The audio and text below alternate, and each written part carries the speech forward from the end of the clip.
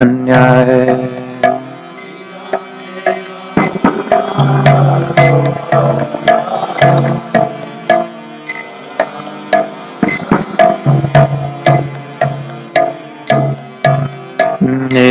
te mukham bojam adyantanilai Vritam kuntalai snigdharataischa gopya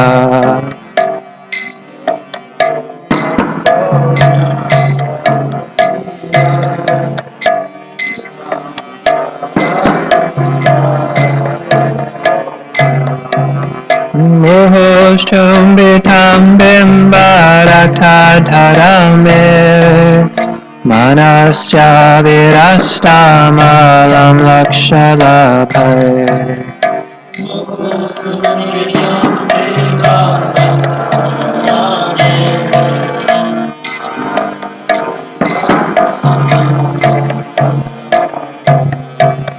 Namo Deva Damodarananta Vishnu Prasida Prabho Dukha Jalabhimagnam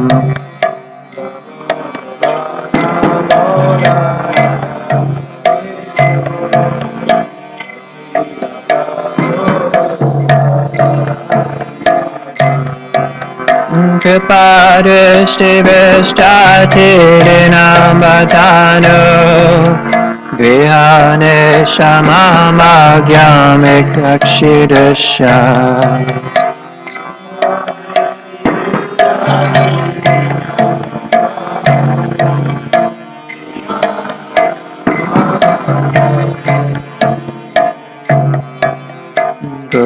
Kuberatmajo padhamodaiva yadvat Tvaya mochito bhakti bhajokrito cha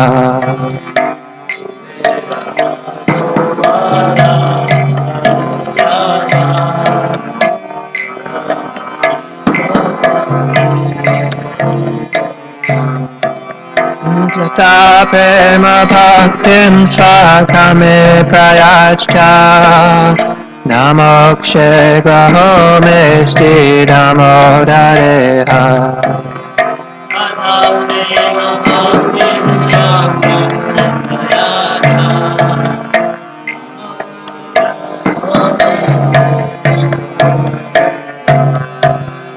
Namaste studamne spuradipti damne Pariyodharayata vishvasya damne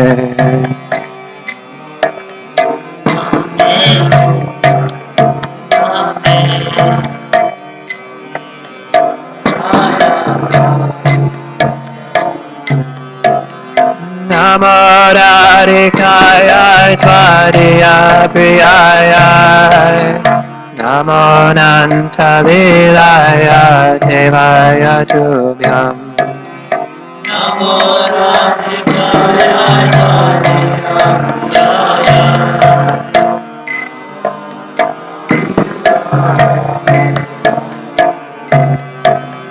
Namo Radhikaya Tvariya Priyaya Namo Nantavilaya Devaya Tubhyam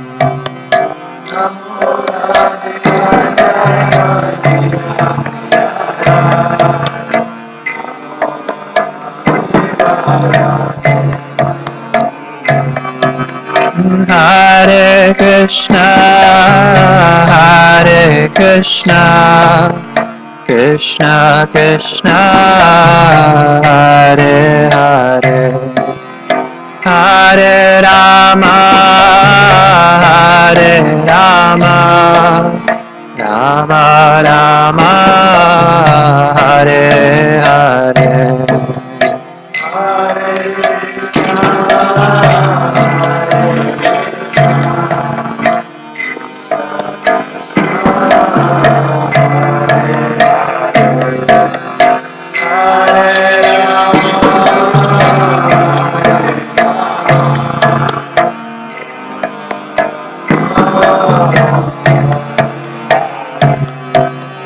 Hare Krishna, Hare Krishna, Krishna Krishna, Hare Hare, Hare Rama, Hare Rama, Rama Rama, Hare Hare.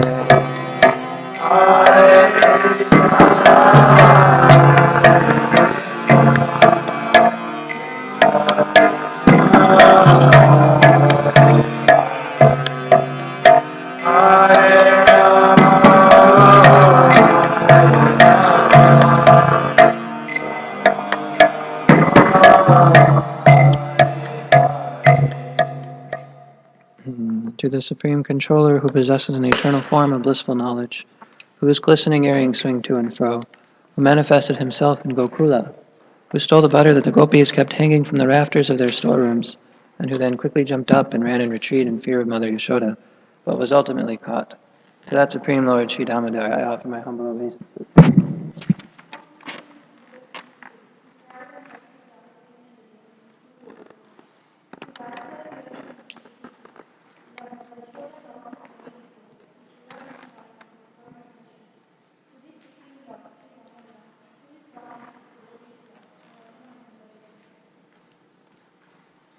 Those super excellent pastimes of Lord Sri Krishna's babyhood drawn the inhabitants of Gokul in pools of ecstasy.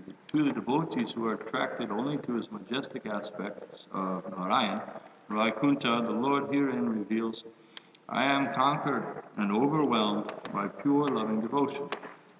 The Supreme Lord Damodar, my obeisances hundreds and hundreds of times. O Lord, although you are able to give all kinds of benedictions, I do not pray from you for liberation, nor eternal life without your death, nor any other boon. My only prayer is that your triumphant pastimes may constantly appear in my life. O Lord, I do not even want to know your feature as far as I know. I simply wish that your triumphant pastimes may ever be enacted in my heart. O Lord, the cheeks of your blackish lotus face, which is encircled by locks,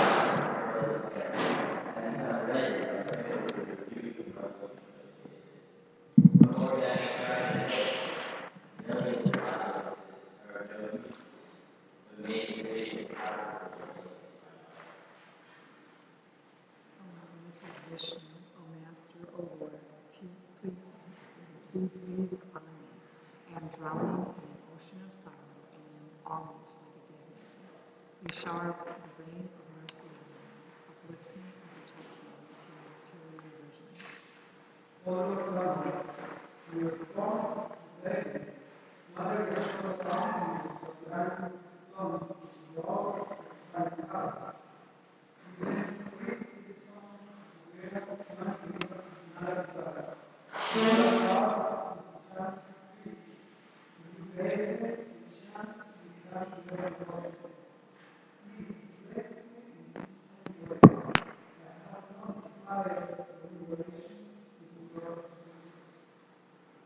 entire universe was created by one only, who was born from virgin woman, which was bound with rope by Mother Yashoda. To this rope I offer my humble obeisances. I offer my obeisances to your most beloved Radharani and to your unlimited persons. Jaya.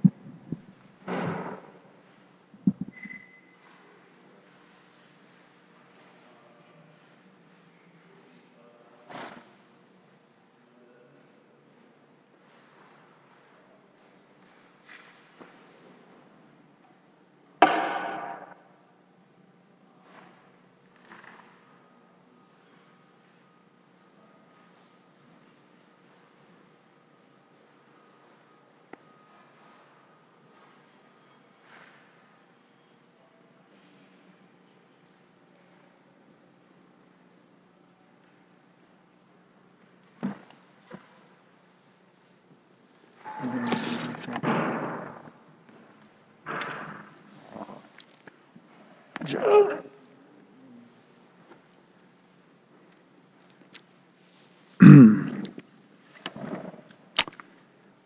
Jnanatmirandasya Piranjana Shalakaya Chakshurun Militam Yena Tasmai Shri Guruve Namaha Shri Chaitanya Manobhishtam Stapitam Yena Bhutale Sayam Rupa Kadamayam Dadati Sapadantikam Vancha Kalpatarubhyascha Kripa Sindhu Vyarevacha Patitanam Bhavanebhyo Vaishnavebhyo Namo Namaha Jaya Shri Krishna Chaitanya Prabhu Nityananda Shri Advaita Gadadhar Shivasari Gaura Bhakta Vrinda Hare Krishna Krishna Krishna Hare Hare Hare Rama Rama Rama Hare Hare O Namo Bhagavate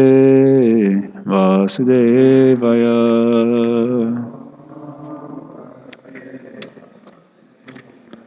O Namo Bhagavate Vasudevaya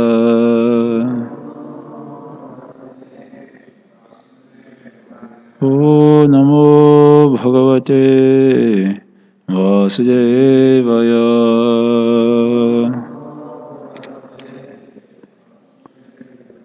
Srimad Bhagvatam, Canto 5, Chapter 17, verse number, is it 11 or 12? 11?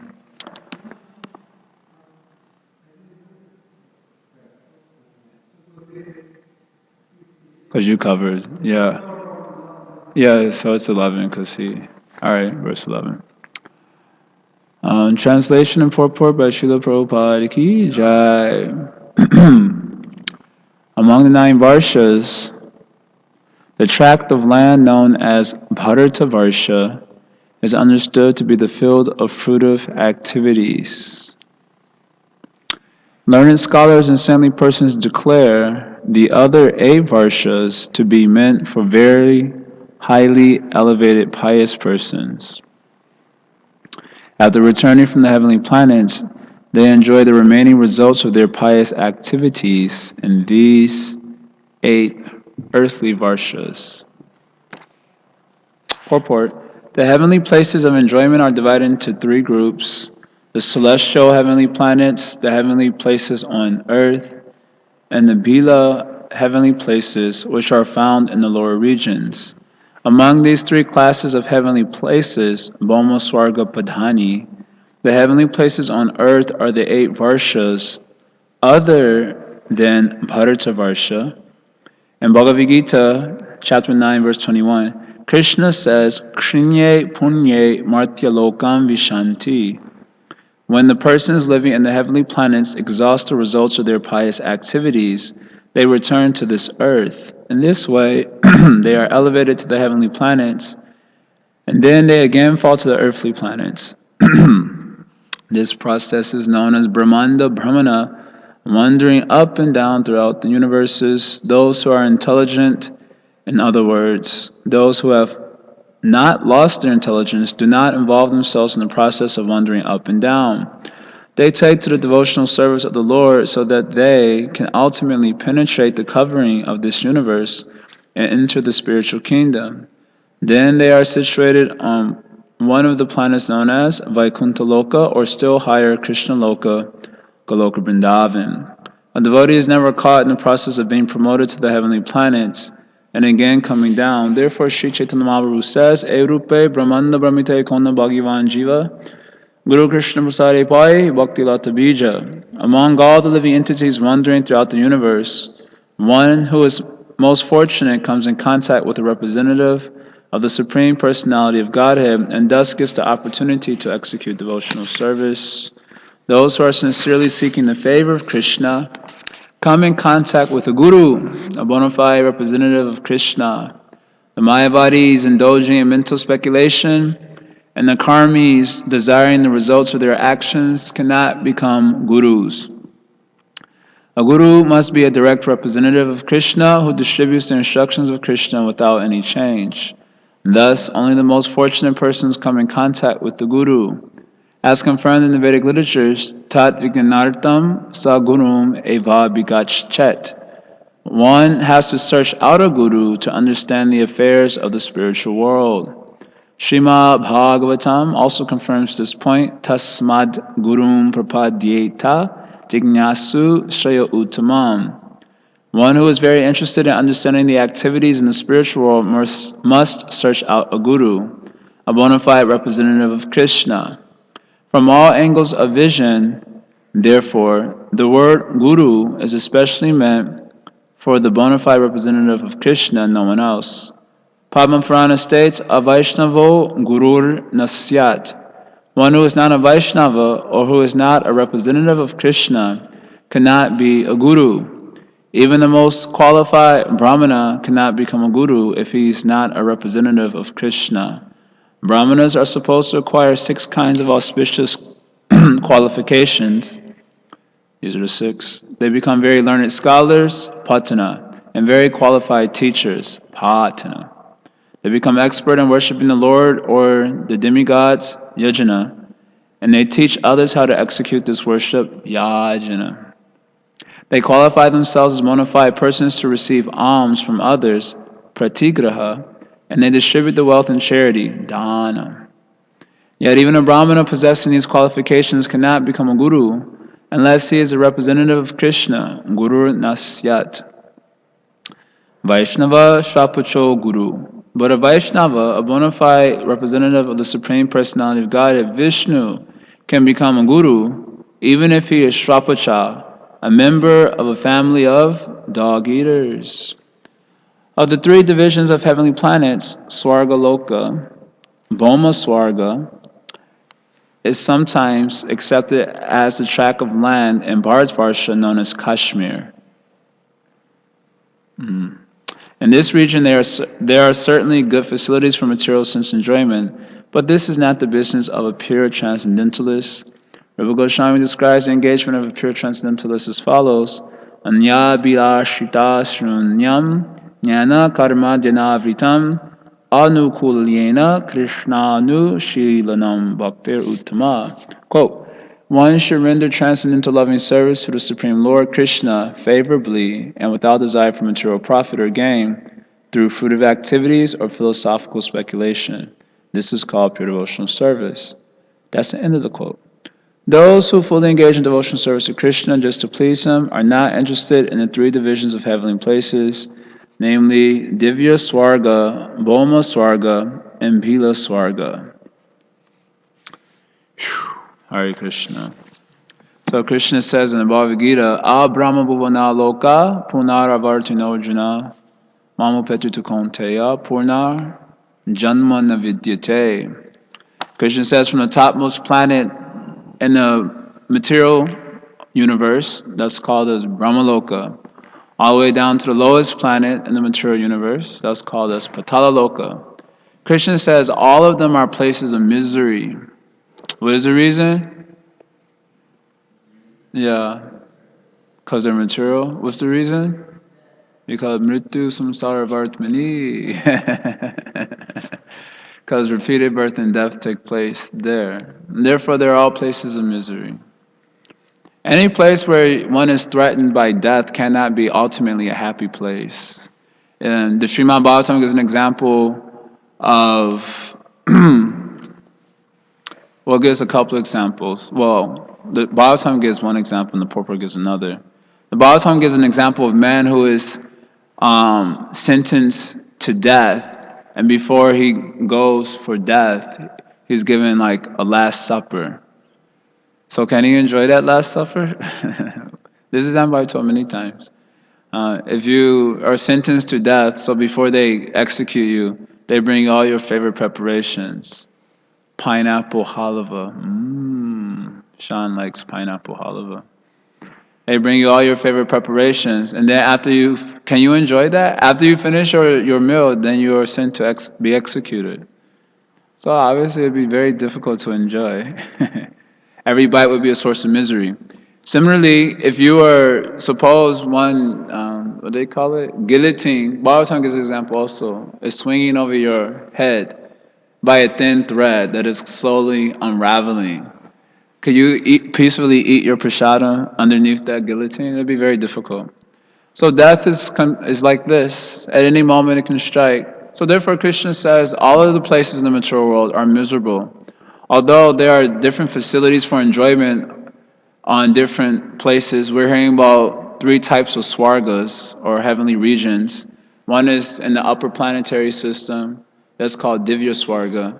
Then there's one on the earthly planet called Boma Swarga, and Prabhupada says, some say that's Kashmir. Anyone here been to Kashmir before? Kashmir, that's in India, or it's like near the Himalayas, is it? Near the Himalayas. Kashmir, you've been to Kashmir before? No? So Prabhupada says someplace at Boma Swarga, and then Bila Swarga is in the lower planetary regions. You hear about some of the lower planetary regions, they sound way more fantastic than Earth's planet. And that's Bila Swarga. So there are different types of Swarga, where there's different types of material enjoyment available for a living entity. But Krishna summarizes his discussion on that in one verse. They're all places of misery because repeated birth and death take place. What difference does it make if you can enjoy happy life there? Even the Devatas, it is mentioned in the Bhagavatam, they're always stricken by fear because at any moment they know that they're going to drop out of this heavenly region and come down. Kshinye punye martya lokam vishanti. That Prabhupada quoted that verse also. Imagine you're just walking around, at any moment you can just drop down into a lower situation. It wouldn't be a very comfortable situation.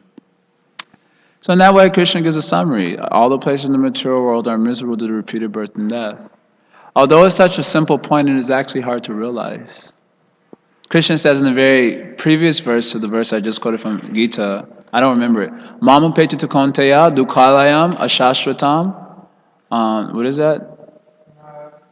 No. Dukalayama Shashvatam. Napnuvanti Mahatmanaha Sasadam Paramam Gata. This is the previous verse to the verse I just quoted. Krishna says that the great souls, Mahatmas, they realize that the world is Dukalayama Shashvatam.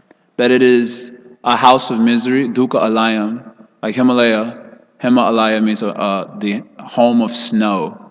So Dukkha Alaya means the home of misery. That's the material world, it's a torture chamber. And it's ashashvatam, it's temporary. Who can realize that? Nabnuvanti Mahatmanaha, the great souls, they realize this.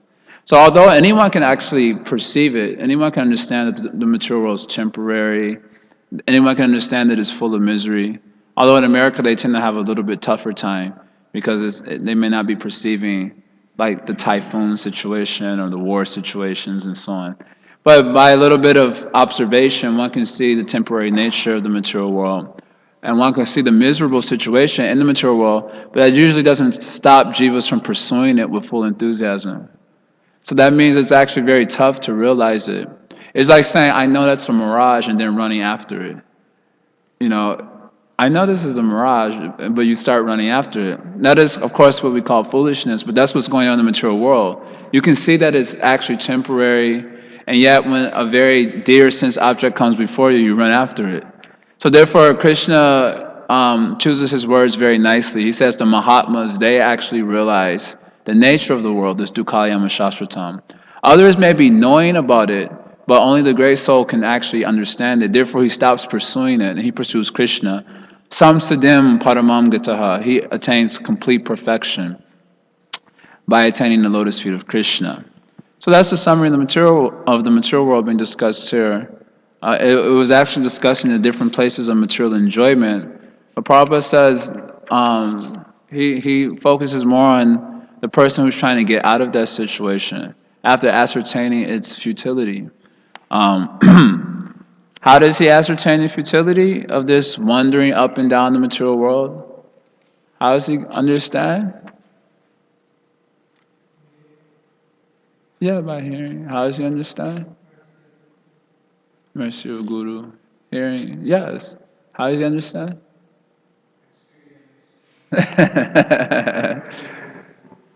Well, if he's a fool, experience is no avail to him, unfortunately. It says experience the best teacher, but only a fool learns by no other method. However, it is saying that experience is usually not sufficient enough to gain realization. Maybe Bahunam Jamananante continued experience over many lifetimes, but which is Krishna's program for gradually purifying the jivas. Just like Prabhupada would give the example of a woman who experiences childbirth, and apparently it's a very painful experience. Those in the male body will never have to know that, but we can understand by hearing that it's a very painful experience. And Prabhupada would give this example. And then when the woman's having the baby, she says, "I'll never do this again.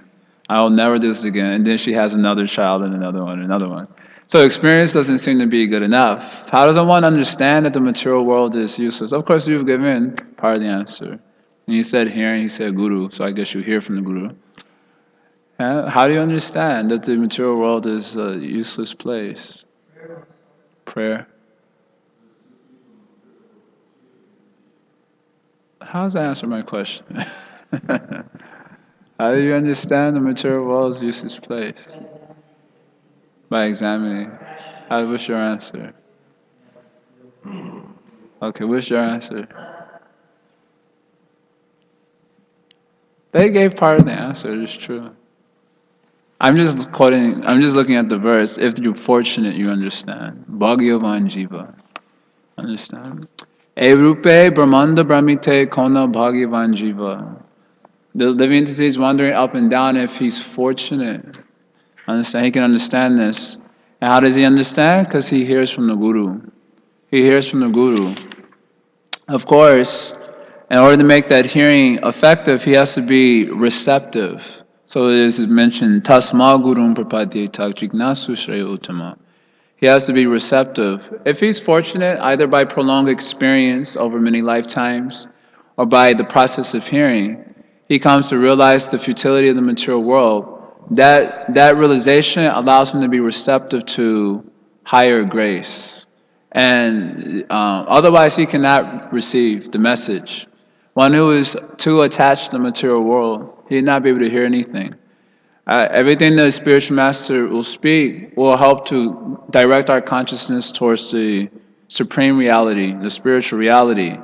And the spiritual master will do that by positive and negative concomitants. Positive concomitants means he'll glorify the spiritual world.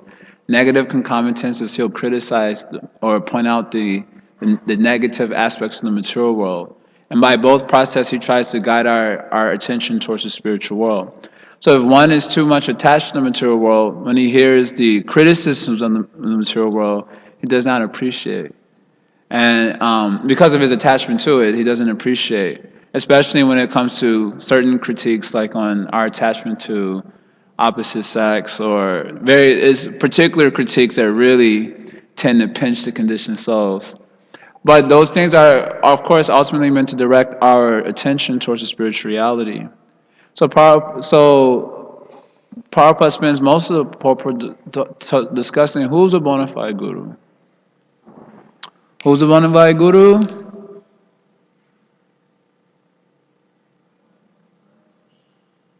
Okay. Yea, Krishna Tattvaveda, say Guru Hoy. He knows the science of Krishna. Who's a bona fide guru? Any other answer?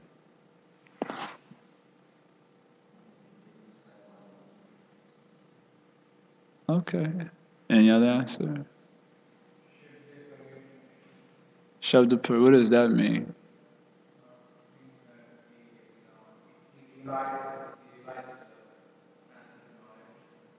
Shabda means what?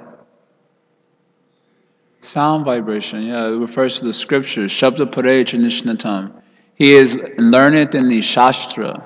He has spacious understanding of the Shastra. Most of the devotees, we got the gist. We got the gist of what the Shastra is saying. Most of us are probably quite satisfied with the gist and giving my prasadam.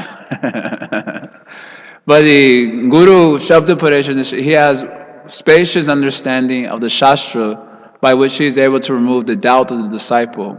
The idea of this verse is that the disciple himself also has faith in the Shastra. Otherwise, if he doesn't have faith in the Shastra, then there's no way the Guru can remove his doubt. Because the Guru will repeat only what the revelation is telling. The revelation means the Shastra is telling. So if the disciple has no faith in the Shastra, the Guru is not actually able to help him. So minimum faith has to be there. Shraddha means faith in Shastra, actually. That's what Shraddha means. The basic Shraddha that allows a person to be progressive in spiritual life is faith in revelation. Because ultimately, the spiritual reality is what's called as achintya. Achintya means it cannot be understood by our mental efforts. What is that verse? Nane prayasam udapasya namanta eva. Bhakti begins by throwing out our attempt to understand the spiritual reality by our own reasoning faculties. You cannot understand a subject. A subject means a living entity by mental speculation. That's not possible, especially it's a subject that you've never met before. Isn't it? Like, suppose I have a friend named Tony, and you never, we'll use Tatikshava Karunika. That's a little more transcendental. So, if I have such a friend that you've never met before, how could you speculate about him? Is it possible? You've never met, his karmic name was Tony. You've never met him, can you speculate about him? Can you speculate anything about him? Have you never met him before? No, if you've never even seen him, you don't even know anything about him, can you speculate anything? Practically speaking, practical.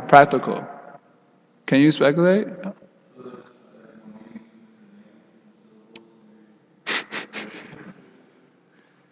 This is a Mayavadi situation, huh? Huh?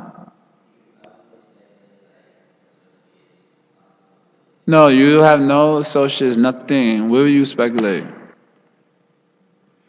You cannot. He's a subject that you've never met, so you cannot speculate anything. So similarly, the absolute truth is a subject that we've never met before. Therefore, how you can speculate anything? You have not met, you have not seen, you have not interacted. So how you can speculate anything about the subject? Therefore, the primary that has to be foundational understanding and discussion of God. He is a subject that I have never met before. I have never interacted with. I have never seen before, and therefore there's a necessity for revelation. Revelation becomes the all important and only means of knowing such a subject. Just like you've never met Tony. Now, how you will come to know of Tony? How do you even come to know of his qualities, how he exists, etc.? How do you come to know? Huh?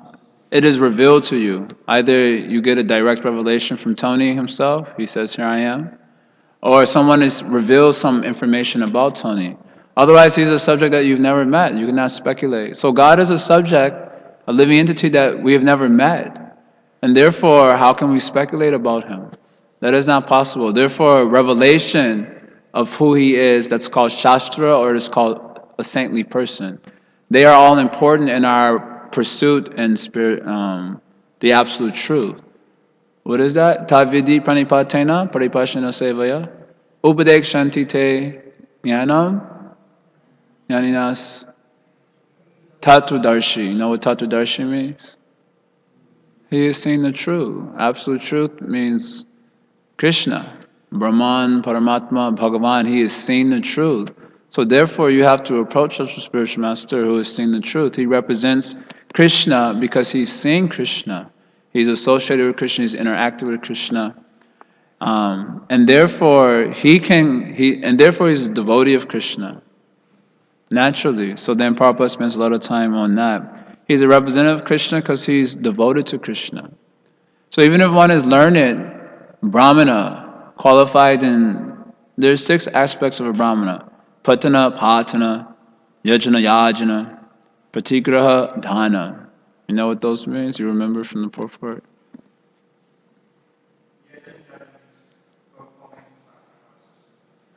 Teaching others, then? Okay, then? Patigraha, Dhana. No. Qualifying himself to receive charity and giving in charity. So even one is very learned Brahmana, but if he is not a Vaishnava, then he is not a guru. What is he?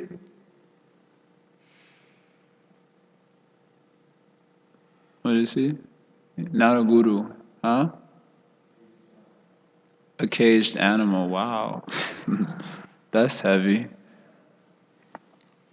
He's a non-devotee. He's not devoted to God, therefore it means he's non-devotee. So he cannot be a guru. Only one who is guru is if he has devotion to Krishna. Even if he is a dog eater. There's a nice verse, Prahlad Maharaj. You know that verse? 7th canto you have? I don't remember the verse because I haven't quoted in like 2 years now. From Srimad Bhagvatam, Prahlad Maharaj is speaking about who Krishna is pleased by. So he offers a series of verses. Krishna is not satisfied by the worship of the devatas. That means even if one is situated in the mode of goodness, but without devotion, Krishna is not satisfied by that. He is not satisfied by flattery, good words. 7 cantos there. And then he gives a long list of 12 qualities of a person. He has intelligence, he has sensory prowess, beauty, etc. But he has no devotion. Then Krishna is not at all pleased. But even if one is as dull as an elephant, anyone here is dull as an elephant? In terms of spiritual, dull as an elephant? Anyone admit? Anyone admit? You admit? Dull as elephant? Dull-headed, dull. You know, dull, like stupid. But if you have bhakti, even if you're dull as an elephant, with bhakti, then you can satisfy Krishna. That gives us great hope in the age of Kali. Manye danam vijana rupa tapasruto jasteja prabhava balapo rushabhuddhi yoga. Naradanaya hi bhavanti parascha pumso bhaktya tutosha bhagavan gajayutapaya. Prahlad Maharaj is praying. I think that even if one has riches, dhana, aristocratic birth, of course, many of us don't have these things, so what to speak of our situation?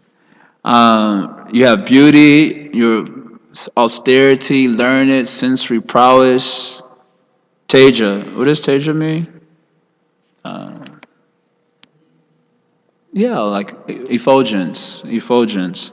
Prabhava, bhala, strength, buddhi yoga, powerful and mystic yoga, buddhi, very intelligent. Already, we hardly any of these qualities are. But even if you had these, then naradanaya hi bhavanti parasupunso. You are not satisfied, my dear Lord, even with someone endowed with such qualities. Oh, really? Then what satisfies you? Bhaktya tutosha bhagan gajayutapaya. You're satisfied only by bhakti. And he gives an example. Gajayutapaya, just like Gajendra was able to satisfy you. Gajendra was an elephant. Then the next verse, this is the verse I was actually thinking of. Vipradisha guna yutar aravinda naba padaravinda vimukat shapacham varishtam manye tadarpita mano vachane hitarta pranam punati sakulam natubhuri manaha. These are really nice verses. Nishingadev says anyone who recites these prayers to him, following Prahlad Maharaj's example, then he will deliver him from Maya. That's nice. Good deal, isn't it? He says, even if one is Vipra Dushaguna, he is a learned Brahmana who is endowed with 12 qualities, Dushaguna, which was the qualities we heard in the previous verse. He's Brahmana. Aravinda Naba, Padaravinda Vimukat. Vimukat. What does Vimukat mean? You know what Vimukat mean? So we have this verse, Sevan Umuk Hijihwado. What does Seva Umuk mean? Unmuka. And Vimukat means the opposite of Ummuka. Ummuka means favorably disposed. So Vimukat? Yeah, the opposite. Not interested in Krishna. He is Brahmana with all these 12 qualities, but he has no interest in Krishna. Vimukat. Non-devotee. Then he is not as good as Shapacham Varishtam, a dog eater. But what type of dog eater? A dog eater who is given his his mind, his words, his endeavors. Arpita, Tadarpita, mean he surrendered to the Supreme Lord. He's not as good as such a doggy. The idea is that he's not a doggy anymore. Although having low birth, because he's given everything to Krishna, he is better than the Brahmana who is so qualified but has no um, devotion for Krishna. Then he says why. What is the reason why he is better? Pranam punati sakulam na tubhurimana. Because such a devotee can purify his whole family. Actually, many, many generations. Whereas the non-devotee cannot even purify himself. Why he cannot purify himself? Because he puffed up fellow. Because he has so many good qualities. That's what the verse explains. Because he has so many qualities, and he's not devotional. He has no devotion to God. Then the qualities help to, how you say? Pull him down. Mrityu samsara vartmani, repeated birth and death. All his good qualities bind him more in the material world by his pride. Whereas the Vaishnav, he's devoted to Krishna, he purifies his whole family, which is speak of himself. His whole family purifies. Just like Nishingadev told Prahlad Maharaj, what was that? That 21 generations before and after you will be purified. What's interesting about that is that Prahlad Maharaj appears quite early in the creation of the universe. So he only had a few forefathers. I just read this in the Bhakti Sandarbha. There was Kashyapa, Marichi, and Lord Brahma. So three forefathers. So 21 generations. What does that mean then? Nishingadev said 21 generations before and after you will be purified. So Jiva Goswami says this means that anyone who had connection with him in a previous life also got the benefit of his pure devotion. So to be a pure devotee means the best thing you can do for your family and what to speak of yourself is to become pure devotee of Krishna. That is the best thing you can do, although they may not always appreciate. When they get the benefit at the time of death, they'll appreciate. So in this way, one has to search out a guru according to your inner necessity. Guru will manifest accordingly. If you are cheater, then you get cheating guru. Guru is an expansion of the Paramatma. Paramatma is called as the Chaitya Guru. He's a guru in the heart. Although it is mentioned that guru, the super soul is neutral, that means that he is not particularly favorable towards anyone or against anyone. But he is reciprocating with the living entities according to their desire. So if someone desires something genuine, super soul helps out. He's called as the Chaitya Guru. But because of our lack of devotion, we cannot hear the Chaitya Guru. So the Chaitya Guru comes out externally as Shiksha Guru, Diksha Guru. Shiksha Guru Hai, Krishna Mahanta Sarupa. He comes out as a great devotee of Krishna to instruct us.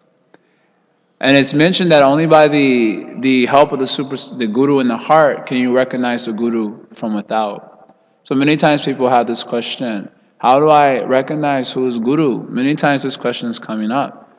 So how do I know who is my Guru? So that means we need help of a Guru within. Super Soul exists in this world as the inspiration guiding the living entities. Mataha Shmiti Jnanam Opohanam Cha. The inspiration guiding living entities' movement in this world is due to the influence of Super Soul. What is that other verse from Bhagavad Gita that Prabhupada quotes a lot?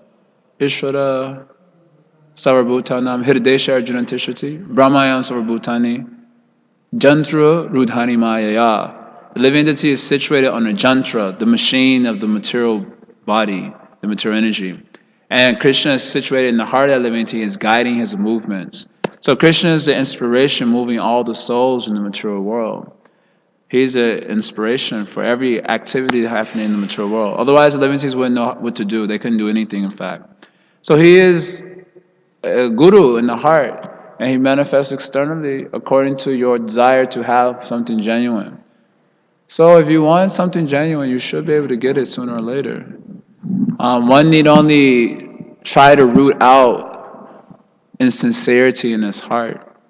To the degree we are possessing insincerity, to that degree we get confused about, to that degree it is hard to place trust. Because we may not be even trusting our own intentions. So therefore we have hard time trusting others, isn't it? People who have hard time trusting, it could be also due to they have a hard time trusting their own intentions. Because if one is genuine, it should not be very difficult to contact something genuine. If there are 1,000 gurus in the room, all of them are false gurus, only one is bona fide, then if you are genuine, super souls say that one. Such is the power of sincerity. Sincerity is so powerful that if you are genuine, wanting the real thing, do you want Sat, the truth?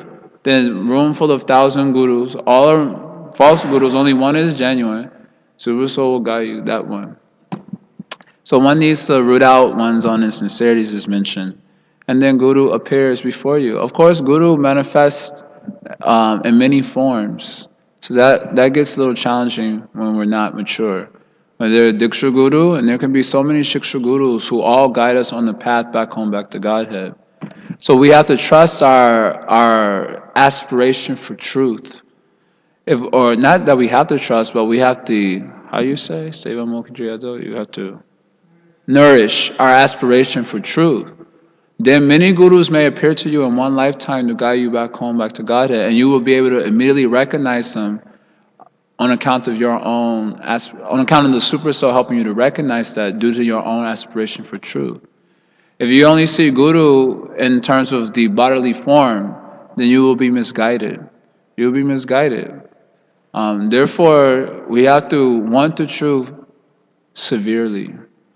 Therefore, that is where we may be struggling the most in our desire for truth. As we get strong desire for truth, then Krishna manifests in the form of many gurus to move one back home, back to Godhead. Just like Gopal Kumar. Gopal Kumar has so many Shiksha gurus along the way, isn't it? He was traveling to all the heavenly regions, then in Vaikuntha. He met so many gurus to help him in his progress toward Godhead. And they're all equal manifestations. It's not like one was better than the other. But they are all manifesting according to his particular necessity at a particular time. And because it's his intense desire for the truth, that was due to the influence of chanting his Gopal mantra sincerely. It is mentioned there, because he sincerely chanted his Gopal mantra, even when he got the position of Lord Brahma and Lord Indra, that would be pretty nice, isn't it? Such powers. I used to I like movies like, I don't know if any of you grew up in like Power Rangers and all these things, and anything that had powers is very attractive, where you can manipulate the material energy. So he got such a position as Indra, as Lord Brahma, but he never got attracted to that. And the Bhagavatam explains, because when he was chanting, it was due to the influence of his sincerely chanting the Gopal mantra. He didn't even know what it meant. But he just knew that his guru gave it to him. His guru was pure devotee, Premi Bhakta. But he gave him the mantra, and then he went into ecstasy and disappeared. He didn't see him for a long time after that. It's mentioned he didn't see him for a couple of kalpas after that. Kalpas like thousands of years. But because he felt grateful towards his guru, he was just chanting it sincerely. So it said, due to the influence of his sincere chanting of the Gopal mantra, he maintained intense simplicity. So therefore, even when he got the position of Lord Brahma, Lord Indra, so many nice positions for manipulating the material energy, he never got attracted to that position. He was always looking for the highest thing, how he can see his beloved Lord in the heart. That desire was nourished by his sincere chanting of the Gopal mantra, even though he didn't know what he was chanting. He didn't know deeply the science behind the mantra he was chanting.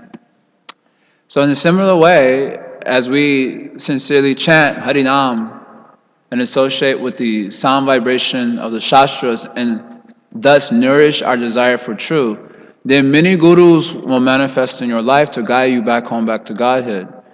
And you'll be able to recognize such gurus, as did Gopal Kumar, on account of his desire for the truth. He got certain information that would help him progressively on. Then he required further information for his further progress. Another guru would manifest. That doesn't mean that it always happens like that, but it can happen like that. And it generally is the case that it does happen like that in many cases in the history of our lineage. So we have to want Krishna intensely, Sevam Mukh Jiwado. And we can nourish that intensity beginning with chanting Harinam sincerely. And then when Guru manifests, because it is not easy to recognize also. Even say he should be a devotee, he should know the Shastras. There could be so many people who may not be bona fide who can deceive us. But sincerity is more powerful than anything in this world. And sincerity is of the nature of absolute truth. So one who has real sincerity, all false things disappear, and he gets attracted to the real thing, and he makes progress. So it takes, in other words, only by an intensity of our desire for the truth can we break through our small-mindedness that tends to restrict Guru only to a certain form or to a certain situation or sometimes even to a certain institution.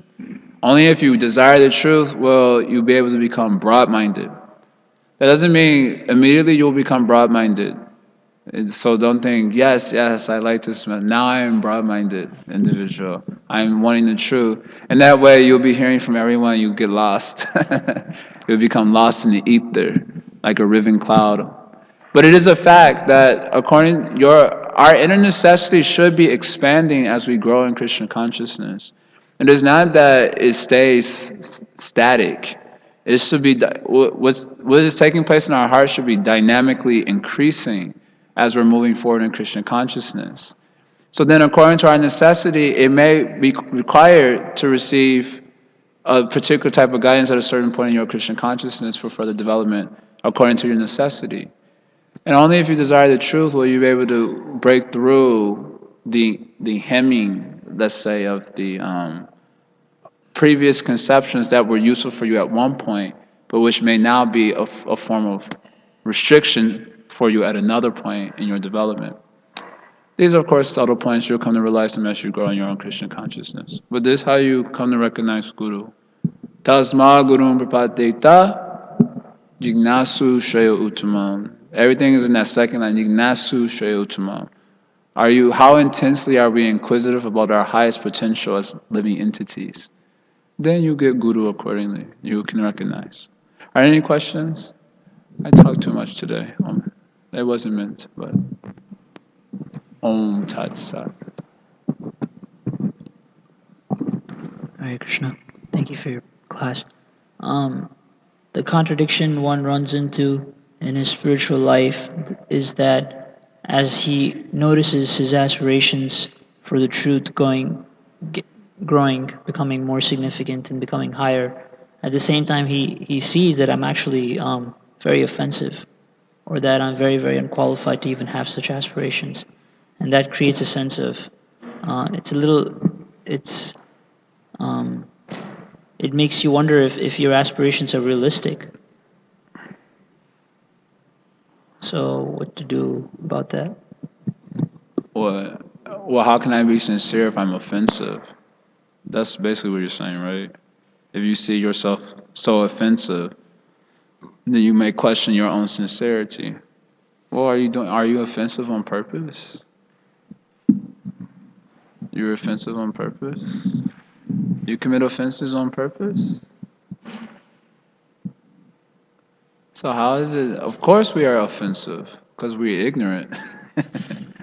When one is ignorant, one is offensive. But I just read this in the Bhakti Sandarbha 2 days ago, that for those who are offensive but due to ignorance, those offenses don't become severe impediments in their progress, although it slows them down. So therefore, there's a need for getting enlightenment by higher levels of sadhu sangha and giving up to offenses.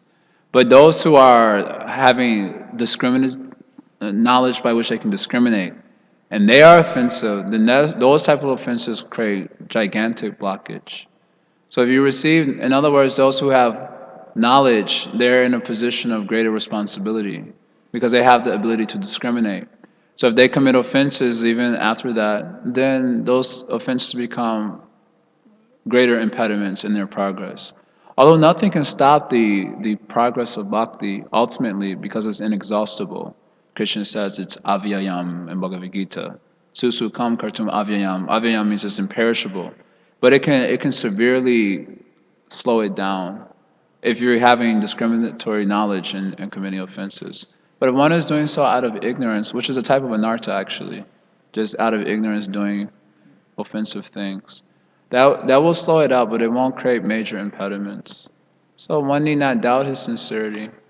In fact, if our desire for Krishna consciousness is growing, that is indicative of some level of good practice, sincere practice.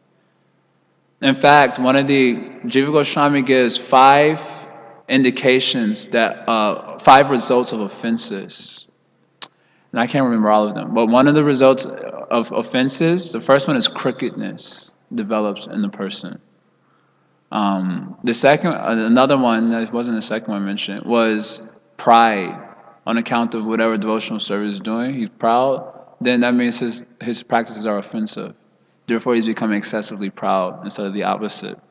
Another one that was mentioned was his devotional practices and consciousness decreases. There's a decrease in the so if we find it's an increase, then that should be usually an indicator of something genuine is happening. Although due to ignorance or offensive, so we have to associate properly, gain knowledge, and then practice nicely. All right. Is there anything else? Anyone wants to say anything further? No? Okay. The 5, no, I just remember 3 of them. So, one, cricket. I can go and look it up again. I'm just like perusing through. I'm not assimilating a lot of things. But it was mentioned 5, and crookedness, pride, decrease of practices in devotional service, faithlessness. Of course, is one of them. One becomes faithless. There's one other one. I don't remember what it is. I'll look it up and tell you later. Is there anything else anyone wants to ask? Maybe it's a subtle sort of understanding, I guess, but let's say sometimes we experience a little fear in our spiritual life. Let's say if we're trying to perform our duty nicely, and somehow or other it's not going very well, we experience a little fear. Can you explain maybe what that's all about? Why we experience fear? Yeah, why maybe there's still a little fear of death?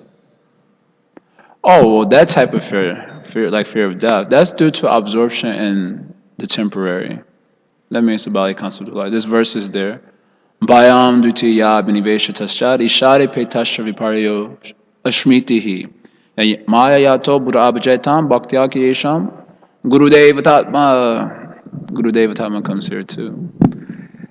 The verse says that the conditioned souls we have turned away from God, Ishade Paitasha means turn our back on God or turn our consciousness away from God. And as a result, Viparya Ashmitihi, we have a reverse conception of life. Reverse conception of life means that which is a source of bondage, we'll think to be a source of freedom. That which is a source of bewilderment, we'll think to be a source of clarity. And so on, everything we'll see in a reverse way on account of turning away from God. And Ashmitihi means here, according to our charts, it means he becomes forgetful of himself as a soul. He loses information of himself as a living entity, as a soul. So on account of that, on account of that ignorance, Ashmitihi, he gets what's called a false ego. I think I am so, dot. And according to that false ego, he becomes absorbed in a secondary thing. That means Dvitiya Abhiniveshata means he becomes absorbed in a secondary thing. That means something that's not Krishna. He becomes absorbed in that according to his false ego. So you think, like I was talking to students yesterday, if I think I'm a polar bear, then this weather is fantastic. And there's plenty of nice eatables around. I become absorbed in a secondary thing according to my false identity with the material world. And according to that false identity, I experience fear. Absorption in the temporary is necessarily fearful because it's temporary. You know that you'll soon lose everything that you hold near and dear. So it's a natural fearful situation. Absorption in matter means a natural fearful situation. So everything in the material world is compelled by this fear. Of the four types of things, ahara nidra, bhayam, maitunam. Ahara means eating, nidra means sleeping, maituna means sex life, and bhaya means fear.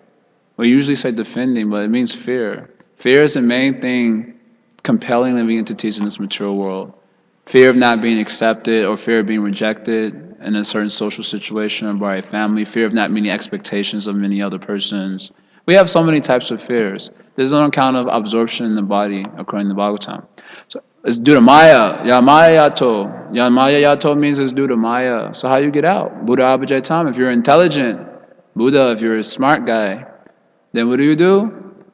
Bhakti Eka Isham, exclusive bhakti to Isham, Krishna, the controller of Maya. Guru Deva Tatma, seeing one's guru as Deva. Deva means worshipable deity, as opposed to this body, in other words. That's the idea. We think that the body is a worshipable deity. Like Prahladananda Maharaj, she always says when he comes here, in the morning time we bathe the deity, we perform Abhishekam. And then we clothe the deity, we decorate the deity very nicely. Sugandha, we put nice oils on the deity so that it smells good. And then we work hard day and night for the deity, like that. We think that the body is a worshipable deity. But one should think, Guru Deva. Guru Deva, the Guru is Deva. He is a worshipable deity. And Atma, he is non-different from myself. So that means as I work hard due to desire to please myself, in the same way I work for the Guru. Guru Deva Tatma. Bhakta Eka Isham, Guru Deva Tatma. Only by bhakti, exclusive bhakti to Krishna, with this type of devotion to Guru, then one can give up that type of fear, like the fear of death, the fear that is due to absorption in Maya.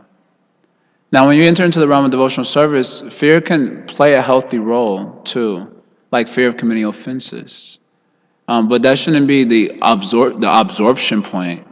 Like I'm afraid of committing offenses, so you like become like this. I'm afraid. That may be a consideration that is helpful in being progressive. Although our absorption point will be devotion to Krishna, how to just increase our devotion to Krishna. But that type of fear which you talked about, Guru, is maybe our devotion needs to be a little intensified, and our devotion to Guru, our devotion to Krishna. Maybe it should be intensified. And then, although sometimes we hear like this,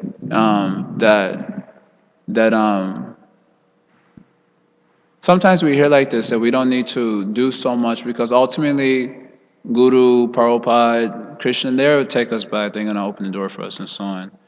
And this tends to adversely affect our absorption in devotional service if we think like that. It's like the Christians, sometimes they say like that. Never mind what their consciousness is, as long as I believe in Jesus, then I'm going back. Now we generally tend to criticize that because Krishna says that yam yam bhapi smaram bhavam. According to how your consciousness is absorbed, then you get a result accordingly. So sometimes devotees, they also tend to think like this sometimes, that it doesn't matter how much we try. As long as we put a little effort forward, then the rest will be done by Krishna. And the ultimate issue, that could be true, but the direction we get in Shastra is not exactly like that. The direction we get in Shastra is for intensity in our practices of devotional service. And the more intense, the better. There's so many statements like that all throughout the Shastras. And as we get more and more absorbed in Krishna, we get less and less absorbed in matter. And once you're less absorbed in matter, there's no question of fear. So fear is coming due to our turning away from God. So then the solution lies in shifting our awareness toward God. So it may take some time. Chant Hari now and be happy. Srila Prabhupada ki Jaya. Om.